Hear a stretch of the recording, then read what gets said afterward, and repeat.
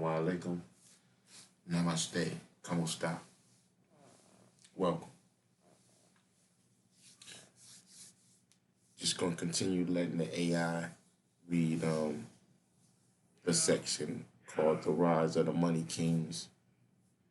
This will be the war for independence. This is the history that doesn't get taught in school in the edited dictation. You know what I mean? This is from the Redemption Manual 4.5. I mean,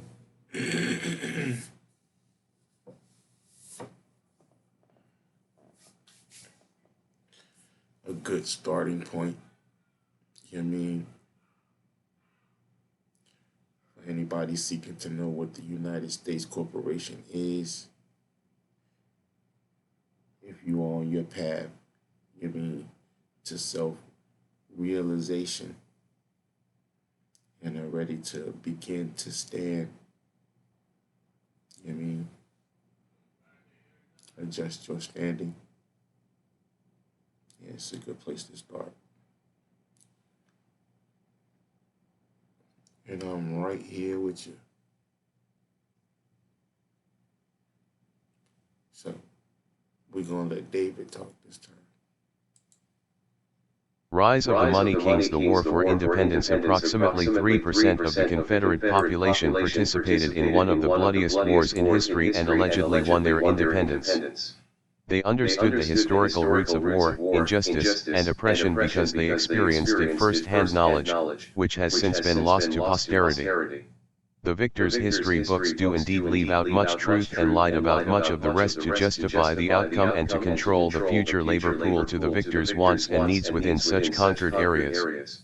The primary reason for the war for independence was not taxation without representation, but the FORCED payment of taxes to the king in gold instead of paper money.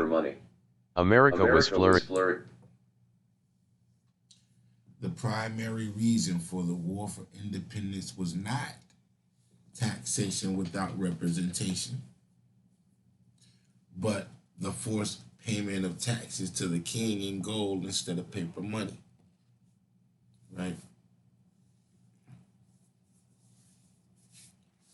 But hold on. We gotta go somewhere real quick.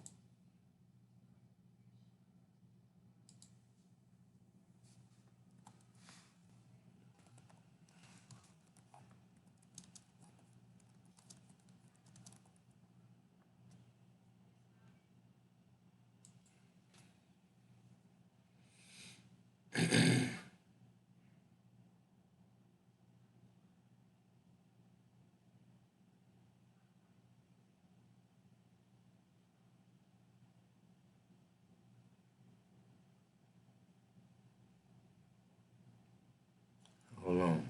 Let's check it. This is how we used to get it as kids. Check it out. This is how they gave us the American Revolution.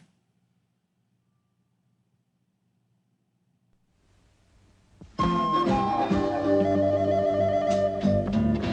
on a rolling, swishing and smashing over the horizon. What can it be? The pilgrims sailed the sea to find a place to call their own. In their ship Mayflower, they hoped to find a better home. They finally knocked on Plymouth Rock, and someone said, "We're there." It may not look like home, but at this point I don't care. Oh, they were missing Mother England. They swore their loyalty until the very end. Anything you say, King, it's okay, King. You know it's kind of scary on your own. Gonna build a new land the way we planned. Could you help us run it till it's grown? They planted corn, you know, they built their houses one by one. And bit by bit they worked until the colonies were done. They looked around, yeah, up and down, and someone said, "Hooray! If the king could only see us now, he would be proud of us today." They knew that now they'd run their own land. But George the Third still vowed he'd rule them to the end. Anything I say, do it my way now. Anything I say, do it my way. Don't you get to feel it independent, cause I'm gonna force you to obey. He taxed that property, he didn't give them any choice. And back in England, he didn't give them any voice. That's called taxation without representation, and it's not fair. But when the colonies complained, the king said, That's taxation without representation, and that's not fair. That's how we were given it. It's amazing that I remembered that snippet in the song. But that's how some things generally stick with you. Let's go ahead and continue on with it real quick. I don't care. That for you real quick. When the colonies complained, the king said, I don't care. Any voice. That's called taxation without representation, and it's not fair. But when the colonies complained, the king said, taxation without representation, and it's not fair. But when the colonies complained, the king said, I don't care. Alright, Droit. Because it just seems like an arbitrary word there, right? But let's go to the 4th edition. Because it was so near the time when this stuff was happening.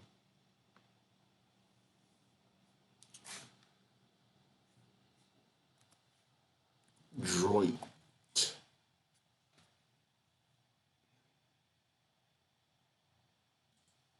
We want to match case.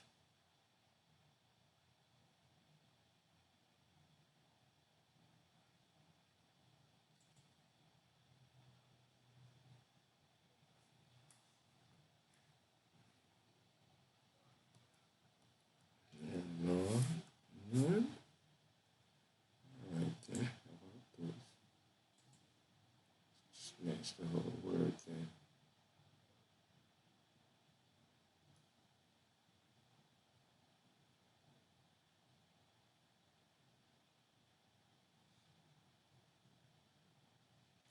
Droit. Monstrange de droit.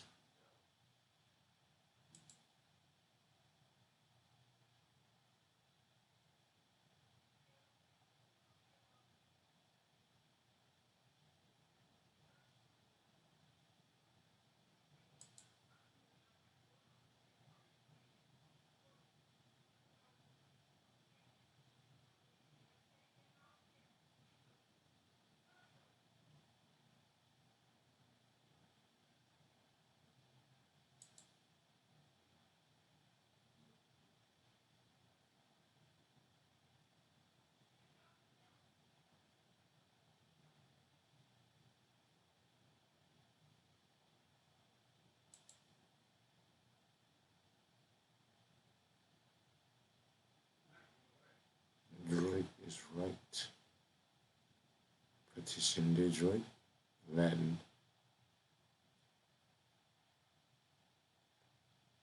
French. In English practice, a petition of right, a form of proceeding to obtain restitution from the crown of either real or personal property being of use, where the crown is in possession of any hereditaments or chattels, and the petitioner suggests such a right as controverts the title of the crown, grounded on facts disclosed in the petition itself. So droit is right. Droit. Soit droit fait al party. In English law, let right be done to the party. A phrase written on a petition of right and subscribed by the king.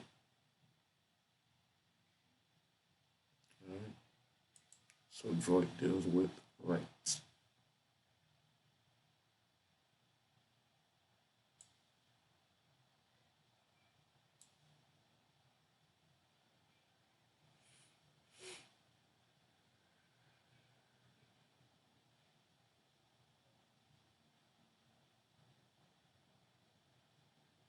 Where is it? I don't see it.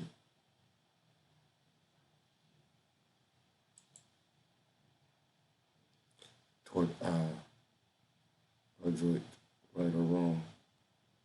Toward Droid.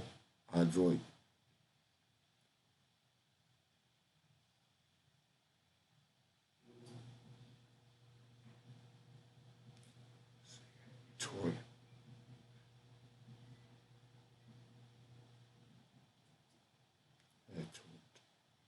He toward without reason, unjustly, wrongfully.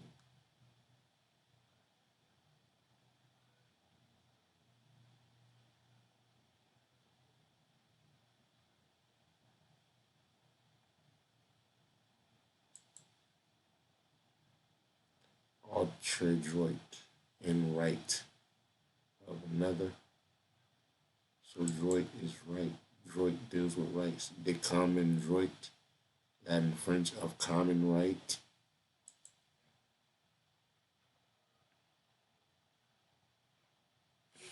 Right. So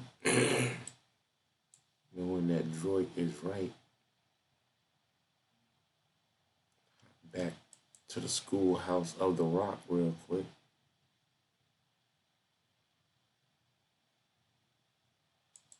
Open it up a little bit.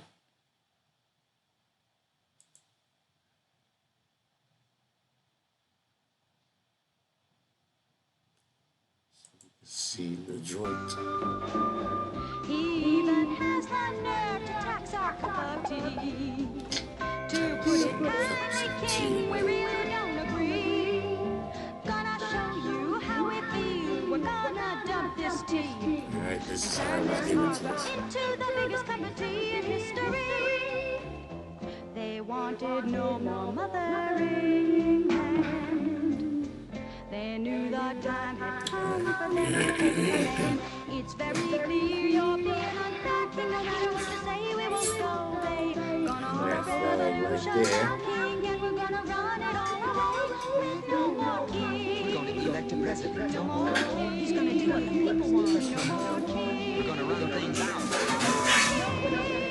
What to do? Rocket out of station, smashing over the horizon. What can it be? Looks like it's going to be a free country.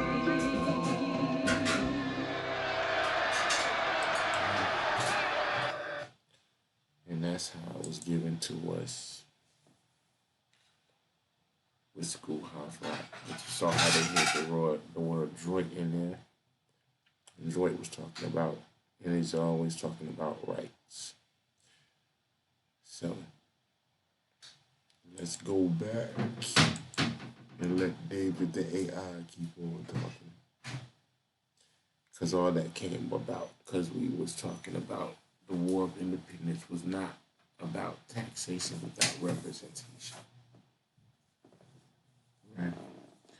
But the forced payment of taxes to the king, which was depicted in the animation in gold instead of paper money. So the bags didn't have paper money in it, the bags had gold in it.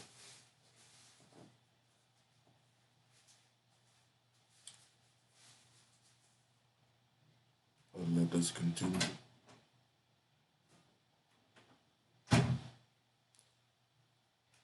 Let David continue. By using her own fiat money system based only on production, not a gold-based system that could be manipulated by the king. The king could not control the fiat money system and therefore passed a law requiring that taxes be paid in gold only.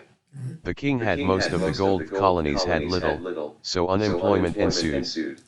The embittered colonists cried for war. Benjamin Franklin put it this way: the colonies would have gladly borne the little tax on tea, and other matters, had it not been that England took away from the colonies their money.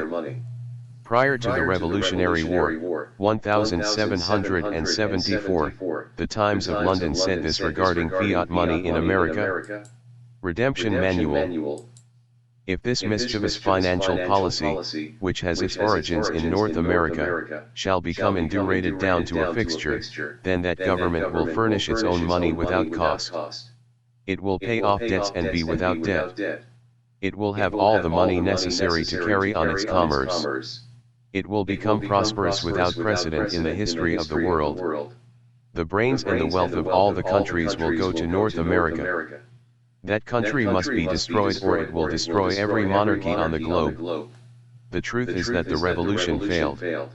You might say that we won a military victory over the most powerful military force on the planet at the time. However, reading the Treaty of Paris, signed the winter of 1782, it becomes clear that we were not exactly negotiating as equals.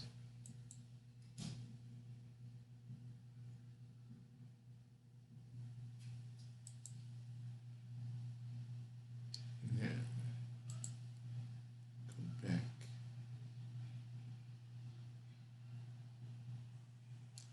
The Revolutionary War. Here we go. The shot heard around the world. As your body grows bigger, Your mind must power, it's great to learn. 'cause knowledge is power. In Schoolhouse Rocky, the chip off the block of your favorite schoolhouse. How would you This like is how to I was hear given the to shot us. heard round the world? The British are coming, the British are coming. Now the ride of Paul Revere set the nation on its ear, and the shot at Lexington heard round the world. When the British fired in the early dawn, the War of Independence had begun. The die was cast, the rebel flag unfurled. And on to Concord marched the foe to seize the arsenal. There you know, waking folks searching all around. Till our militia stopped them in their tracks at the old North Bridge. We turned them back and chased those redcoats back to Boston town. And the shot around the world was the start of the revolution. The Minutemen were ready on the move. Take your powder, take your gun, report to General Take your Washington. powder, take Hurry your gun, in, report there's to not an General hour to lose. Now at famous Bunker Hill, even though we lost, it was quite a thrill. The rebel Colonel Prescott proved he was wise. Outnumbered and low on ammunition as the British stormed his position. He said, hold your fire till you see the whites of their eyes. Though the next few years were rough, General Washington's men proved they were tough. Those hungry, ragged boys would not be beat. One night they crossed the Delaware, surprised the Hessians in their lair, and at Valley Forge they just bundled up their feet. Now the shout heard round the world was the start of the revolution. The Minutemen were ready on the move. Take your blanket, take your son, report to General Washington. We got our rights and now it's time to prove.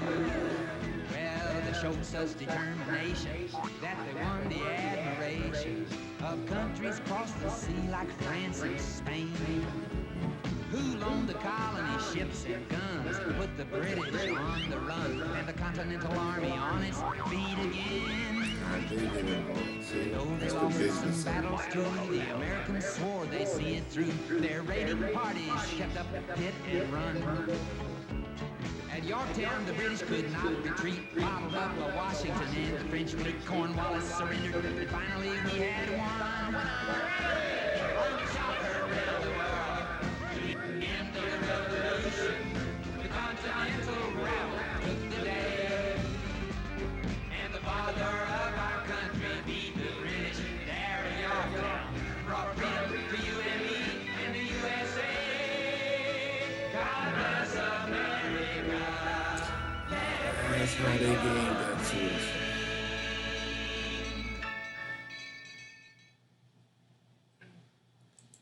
It was just about like that in the textbooks. Probably still the same. Except now we know there were many, many other variables involved in this shit. We had won the recall of British troops but not the bankers.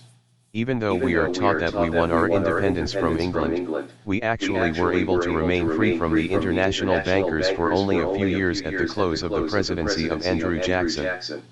The most visible of the power structure was the East India Company owned by the bankers and the Crown in London, England. This was an entirely private enterprise whose flag was adopted by Queen Elizabeth in 1613, red and white horizontal stripes with a blue rectangle in its upper left-hand corner. All debts owed before the war were to be collected by the foreign creditors, i.e., trading companies, by and through the custom houses run by these trading companies. The practice goes on to this very day throughout the planet. Various custom houses of the many so-called countries fall directly under the control of foreign agents to ensure the payment and service of the past and present debts. Who was behind the Constitution when the creditors of the new social compact of the so-called the United States of America as a nation/state found the Articles of Confederation to be inadequate to exact payment from their young debtor, the Constitution was written. This document put into operation the Treaty of Paris and those ongoing amendments thereto. It was supported by the bankers through their associates, to increase their control over the social compact known as the United States of America. Had the Articles of Confederation been completed and adopted, instead of the Constitution, the bankers would have had far less control over the signatories to the social compact or to their posterity in the future. Any constitution must have some prior reference to us. Oh yeah, I remember that. You know what I mean? It is to themselves and their posterity. Shit, we just gonna use Schoolhouse Rock right now to show you what it is. Alright? Schoolhouse Rock. The Constitution.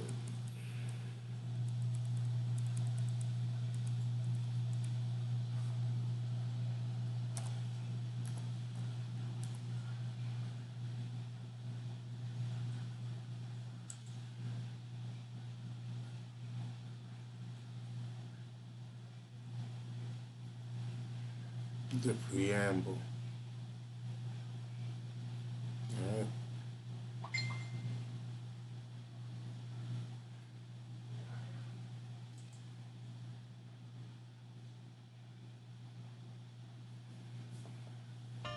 This is how we give it to us. Do you know about the USA? Do you know about the government? Can you tell me about the Constitution? Hey, learn about the USA. Check it out. In 1787, untold our founding fathers Untold. did agree to write a list of great principles for keeping people free. The USA was just starting out a whole brand new country, and so our people spelled it out, the things that we should be. And they put those principles down on paper and called it the Constitution. And it's been helping us run our country ever since then. The first part of the Constitution is called the Preamble and tells what those founding fathers set out to do. This is what they see. This is the illusion of it. A more perfect union, establish justice, ensure domestic tranquility, provide for the common defense, Promote the general welfare, secure the blessings of liberty to ourselves and our posterity. To ourselves and our posterity. These were the signatories of the contract called the Constitution. But this is how it was given to us. And the animation made it seem like it was so all-inclusive and shit. But if you are not a signatory, you know what I mean, to it, and not, you know what I mean, of the posterity, which is, you know what I mean, the blood and the offspring, This shit don't apply to you. That was their social compact. This Constitution See the names on it? United States of What do they represent? Who do they represent? 1787, I'm told. Their families. Founding fathers all sat down and wrote a list of principles The that founding no around. The USA was just starting The ones to who take found this shit. a brand new country. And so our people As if it spelled wasn't it out. They any- wanted a land of liberty. Again, living souls already here. Like this. We the people, It's the illusion of it. of a perfect union, This is after the 13th, 14th, 15th Amendment shit.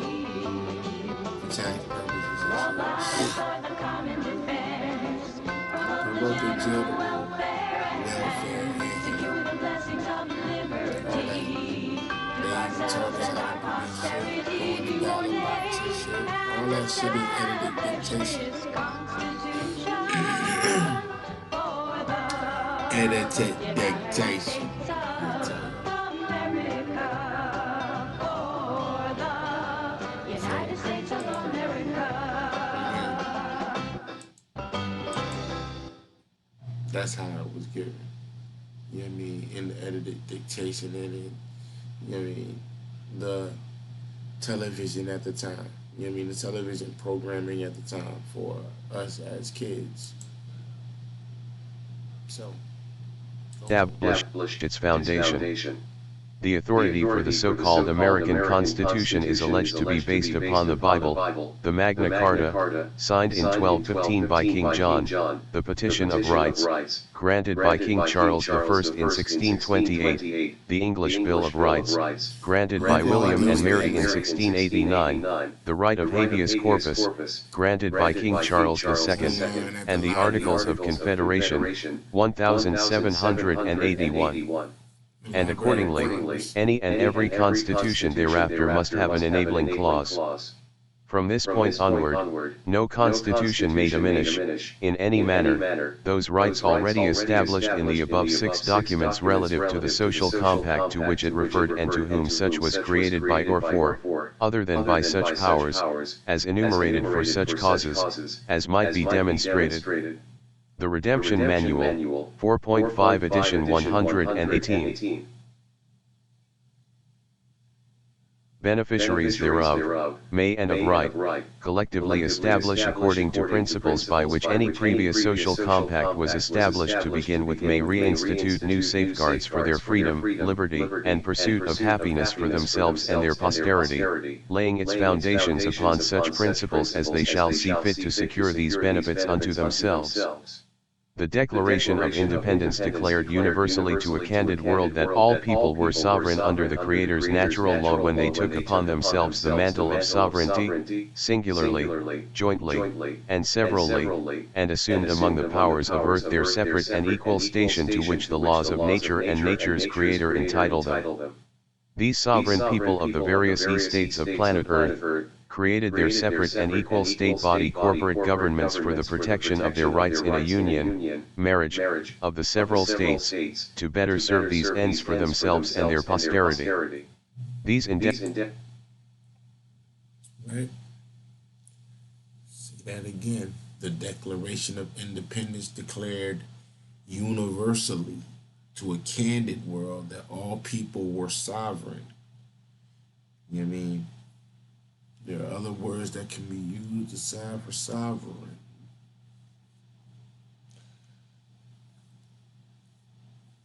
But under the Creator's natural law, like you was born a living soul. Natural law. When they took upon themselves the mantle of sovereignty, singularly, you know what I mean, as a living soul, jointly as living souls, and severally as living souls. Allah, and Elohim.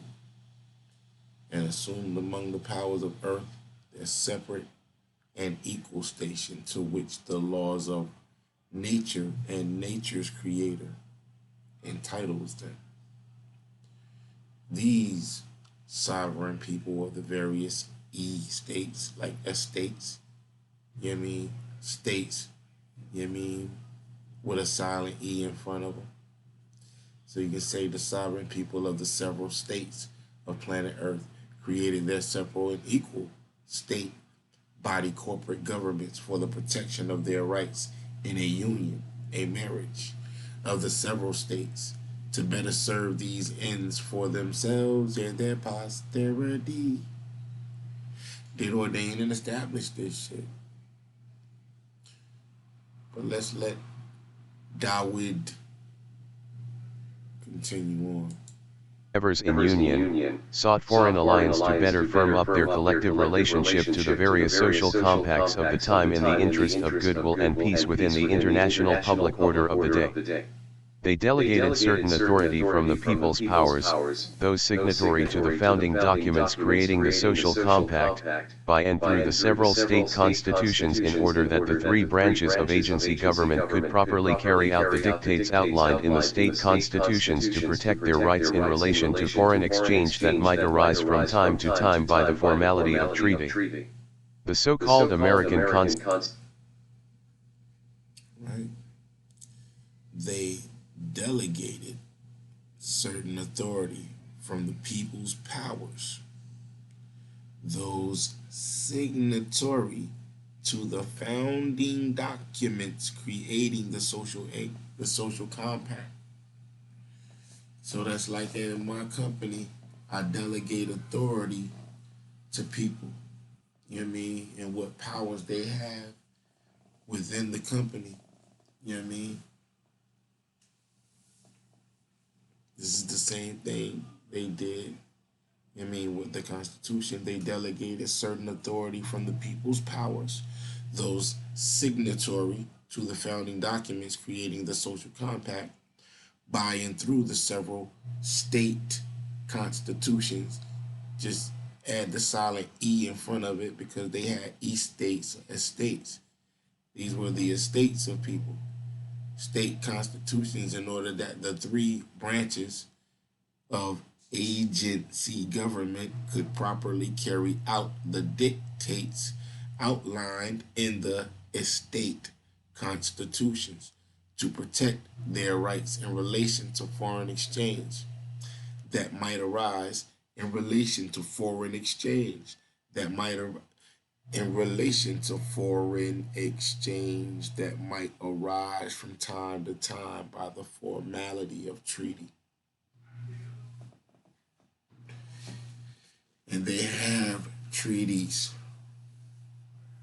They have treaties with us. You know what I mean? These are the unspoken things. These are the things that weren't talked about. You know what I mean? In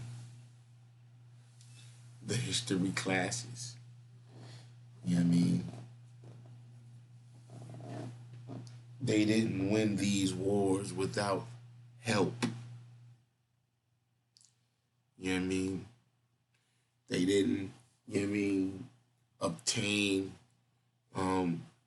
parts of these lands, you know what I mean, without checking with somebody.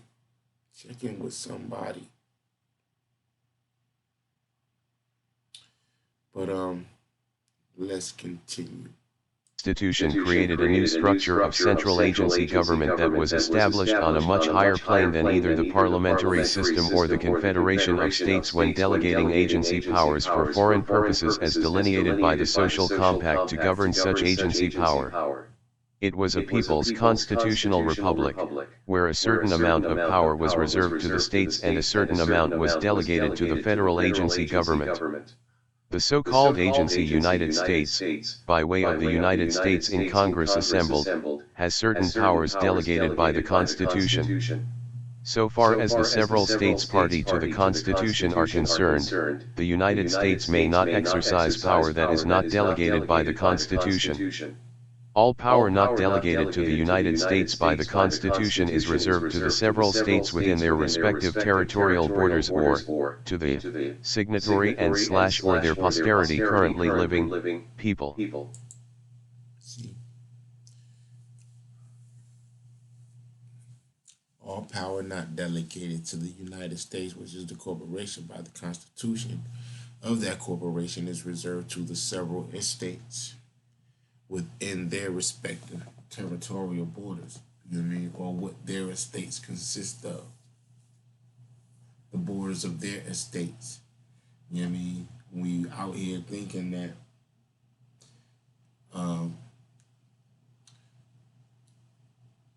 these people estates encompass all the square miles, you know what I mean, of these places that we call states.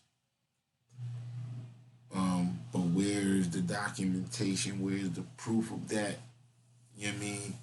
Where is the deeds? Where's the paperwork? Where the receipts for that? You know what I mean? Because you got, you know what I mean, agents crawling all over this thing, claiming that they have some type of control over the living soul. You know what I mean? But all their powers come from that compact, that contract. You know what I mean? And our interaction with it is what gets us into the situations that we in. And this is what this is about. Making separation between the two. Because now you see that the United States is Walmart. It's a big corporation. You know what I mean? That does international business. You know what I mean? Buying and selling of arms, drugs, everything. You know what I mean?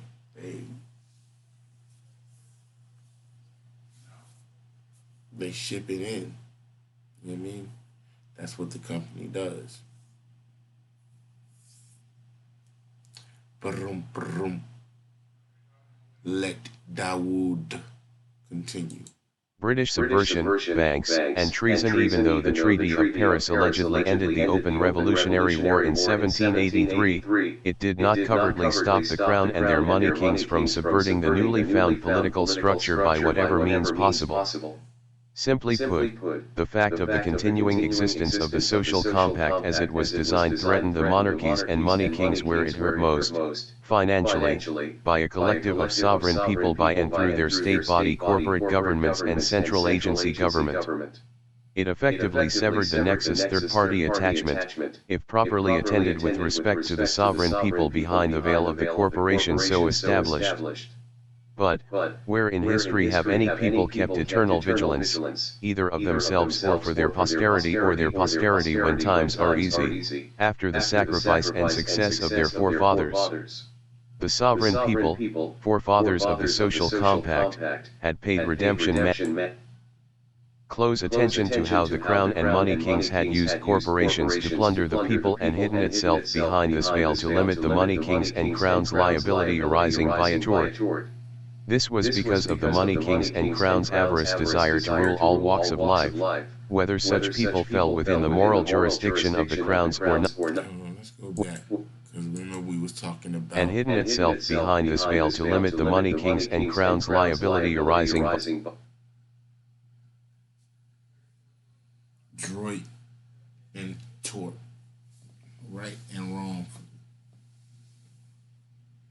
Liability arising via tort. What is tort? We saw tort, you know what I mean, in conjunction with, again, droit. But let's look up tort.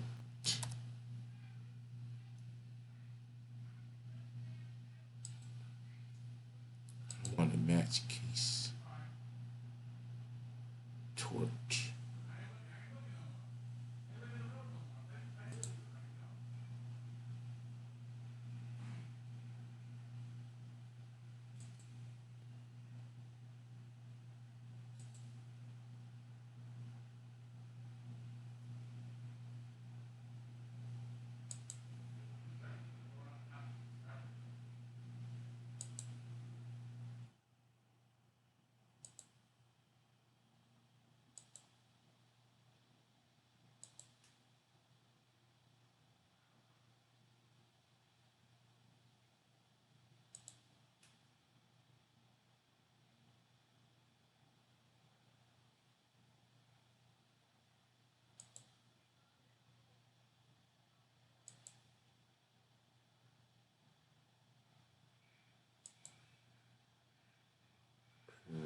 Torch.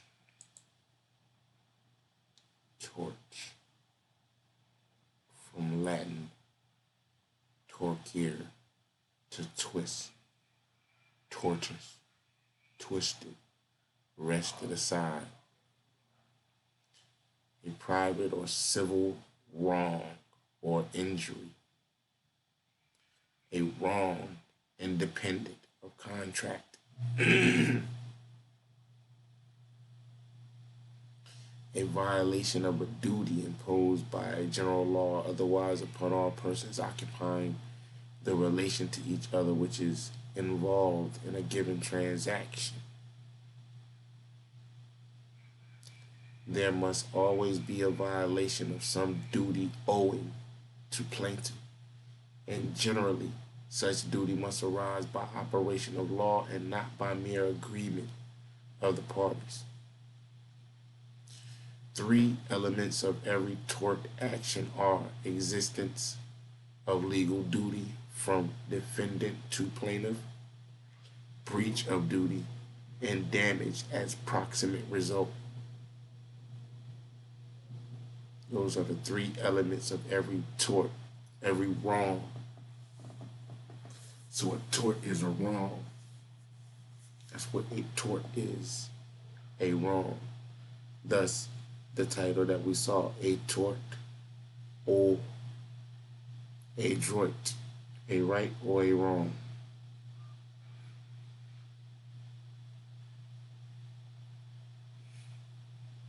A legal wrong committed upon the person or property independent of contract.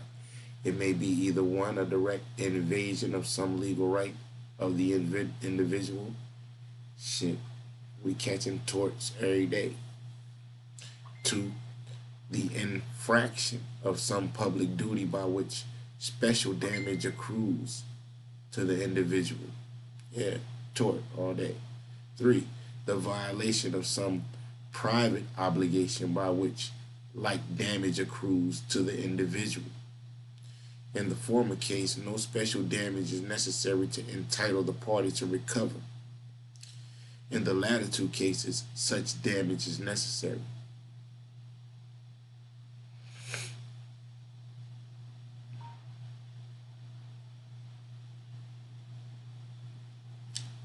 A violation of a right in rem which plaintiff has as against all persons with whom he comes in contact, or the violation of a right which is created by law and not by any act of parties.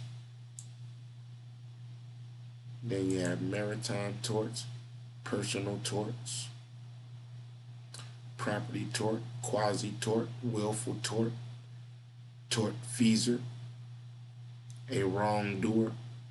Yeah, we surrounded by tortfeasors, tortfeasors, a wrongdoer, one who commits or is guilty of a tort. That's the whole crazy ass system that we in. Tortfeasor. We have joint tortfeasors. You know what I mean? They be acting together. And now that you know what tort is, you gotta know what torture is. So wrong, so wrong. It's torture. Torture. Alright.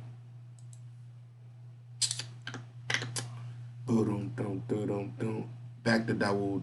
By a tort. This was because of the money kings and crown's avarice desire to rule all walks of life, whether such people fell within the moral jurisdiction of the crowns or not.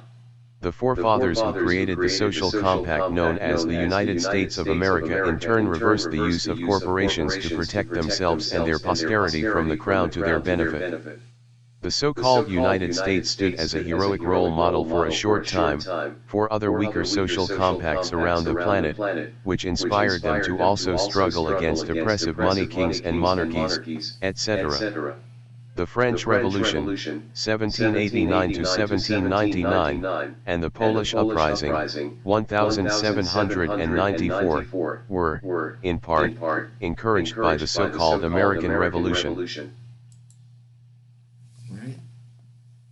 This is why they don't want, you know what I mean, cats getting this information and then going at them from proper standing, right? Because it becomes a ripple and wave effect. But you can't stop the wave. The wave is coming. It's a wave anomaly.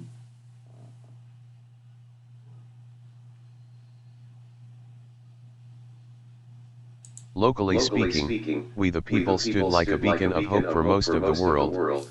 The money kings and monarchies regarded the so-called United States as a political infection, the principal source of radical Republican democracy that was destroying the money kings and monarchies, more importantly the money kings, the power behind the crowns, around the world. The money kings and monarchies. Look. Man, monarchies, money kings. Monarchies, money kings, same thing. Money kings, monarchies, money kings, money kings, monarchies. It's the same thing. The monarchies was the money kings. So phonetically, you gotta bend that shit like a wave, you know what I mean? Gotta bend that wave. Money kings, monarchies. You know what I mean? That king and queen shit. You know what I mean? King and queen shit. It's mother and father shit is what it is. Mother and father shit. The balance. You know what I mean? The divine family. Mother, father, child. And the mother begets them both. Sons and daughters, right? So let's let Dawood continue on. He's realized that if the principal source of that infection could be destroyed, the rest of the world might avoid the contagion and the monarchies would be safe. Knowing they couldn't destroy us militarily, they resorted to more covert methods of political and financial subversion, employing spies and secret agents, attorneys, skilled in bribery and legal deception. This was perhaps the first Cold War. In the 1794 Treaty, the United States agreed to pay £600,000 sterling to King George III, as reparations for the so-called American Revolution, which came about not from any one people of the so-called Americas damaging the crown, but because the crown and money kings had sought to invade the private lives of all walks of life without real representation. The U.S. Senate ratified the treaty in secret session and ordered that it not be published. When Benjamin Franklin's this is what else the corporation can do, right? Because it's private, right? Set up to operate in the public. So look, the J Treaty, the United States agreed to pay £600,000 sterling to King George III as reparations. Right? Ain't reparations been the talk here lately? They've been talking about reparations, right? For the so-called American Revolution, which came about not from any one people of the so-called Americas damaging the crown, but because the crown and money kings had sought to invade the private lives of all walks of life without real representation. Like now, you know what I mean? The machine put motherfuckers on autopilot. You know what I mean? As they forgot. links and lineages and blood ties and, you know what I mean, the business and how this shit was set up. You know what I mean? Somebody was alive, you know what I mean, in your family, in your blood when this shit was going on. But there are no, you know what I mean, records passed down through our families. Our families have got scattered, right?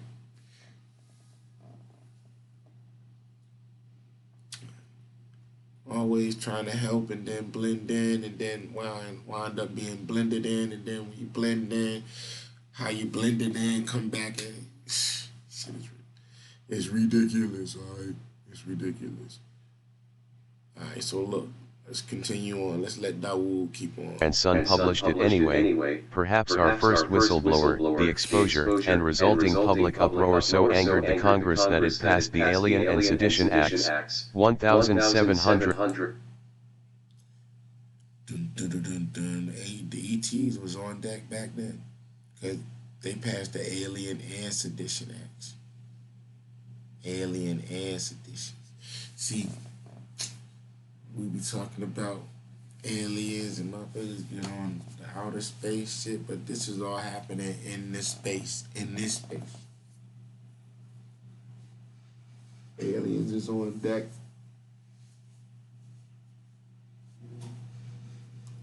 Invasion's been on deck.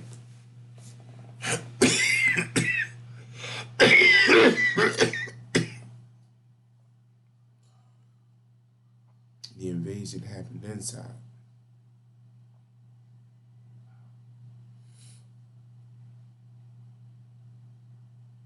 And 98, so that federal judges could prosecute editors and publishers for reporting the truth about the government. So much for the so-called people's rights of freedom of speech who were not signatory to the social compact. And who are these people who claim a right under a contract to which they themselves were not signatory? Are they related to the actual signatories by blood, as one of their posterity to which the contractual nexus could possibly extend to state a claim of action concerning such speech from which such posterity of the signatories could be granted relief? And that's what you gotta ask yourself when you start talking this patriotic shit and this Constitution shit, you know what I mean, and this Bill of Rights shit, and this you know, what it is to be American.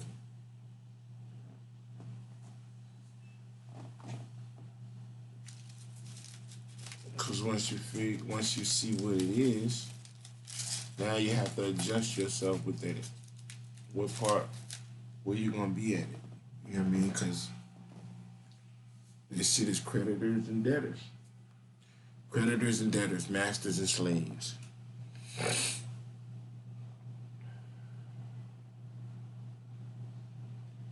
So you have to adjust your standing, hence the day of standing.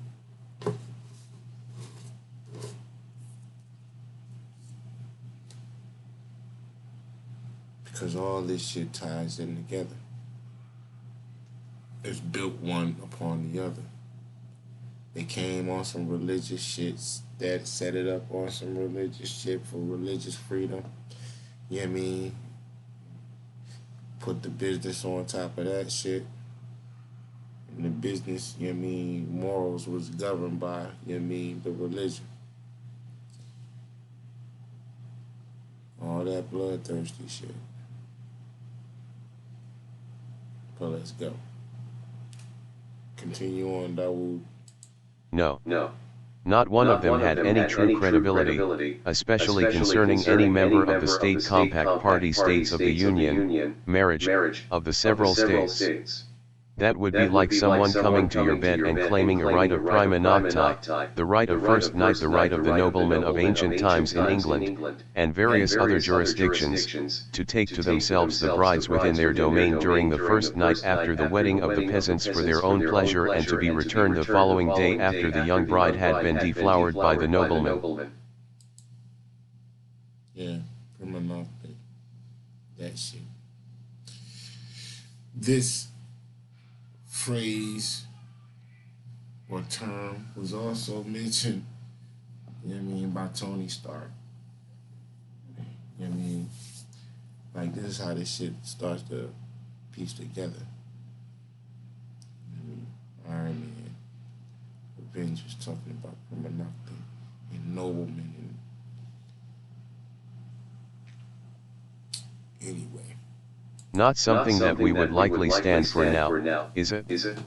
So, how is it one can presume to claim a right under a social compact, i.e., constitution, to which you are not signatory to, nor related in some form or another as their posterity, to be able to state a claim for which relief could possibly be granted by any provable underlying contractual nexus for their agents to be able to recognize a liability on their part to Pethorm in some fiduciary manner, on your behalf, for any assumed breach of contract concerning any alleged claim of right arising thereunder, as stated or claimed by you, in a forum to which, for all intents and purposes, is foreign to you and look redemption meant.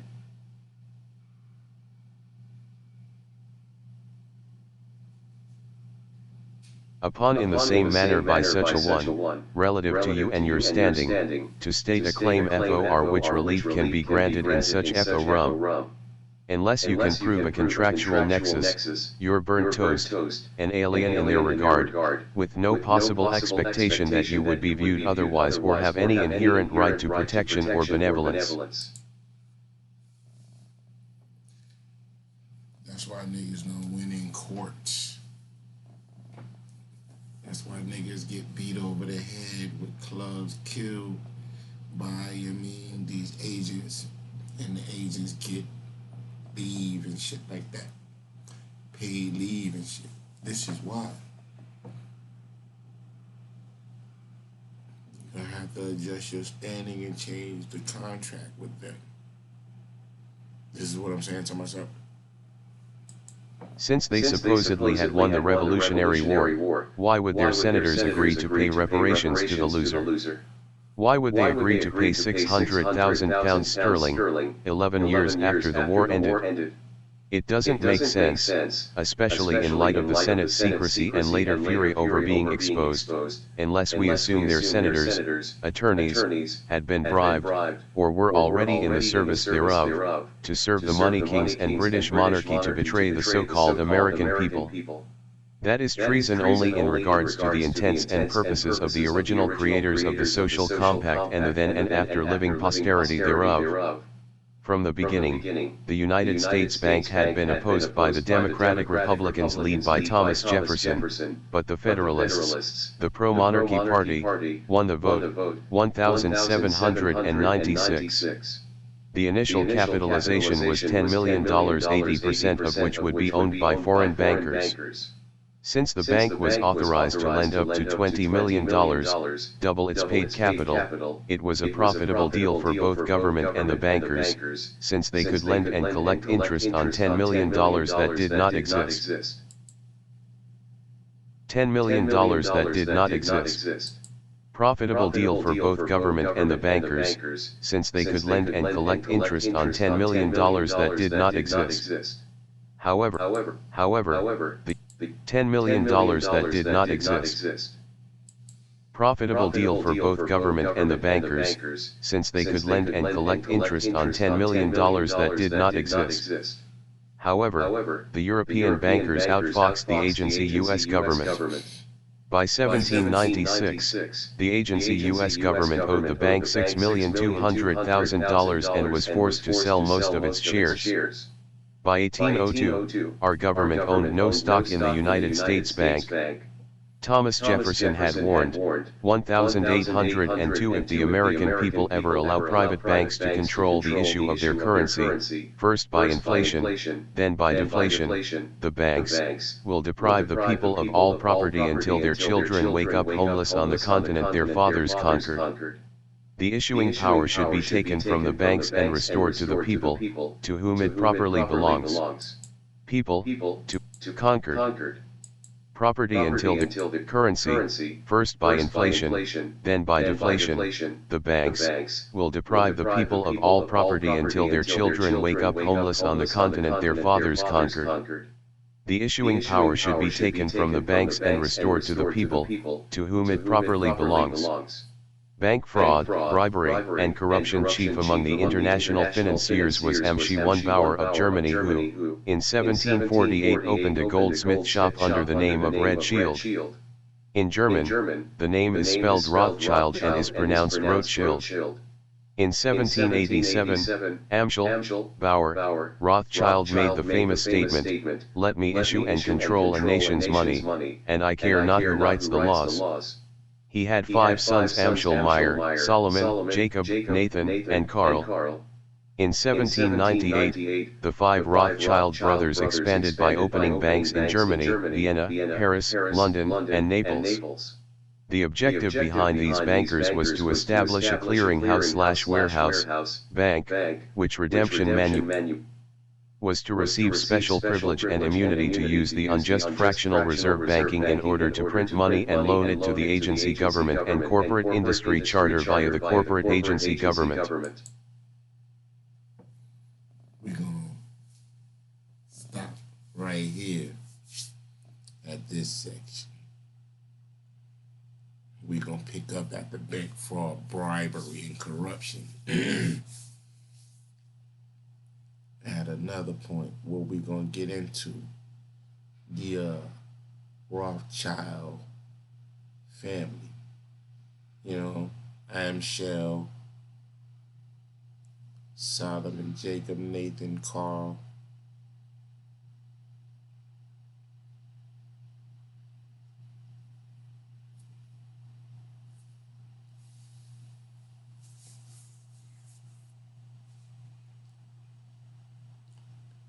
The 5 Rothschild brothers. The 5 points, 5-point star. We're gonna get into that then. Let's see. Do something different.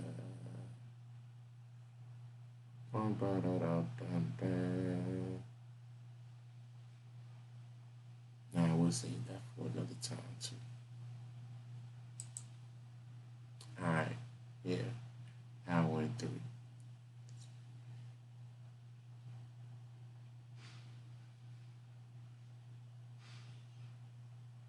Peace. Namaste.